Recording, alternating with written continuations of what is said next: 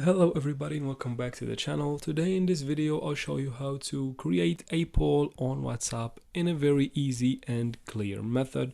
So let's jump right into it.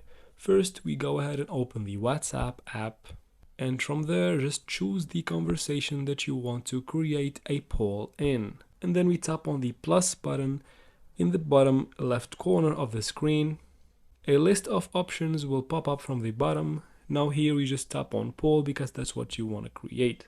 And once you do that, you'll get this screen in which you'll have to fill in the information for the poll, fill in the question and the options needed. And once you're done, just tap on send on the top right corner and the poll will be successfully added to the chat.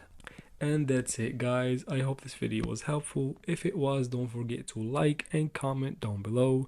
Also subscribe to the channel for future solutions to such tech problems, and thanks for watching.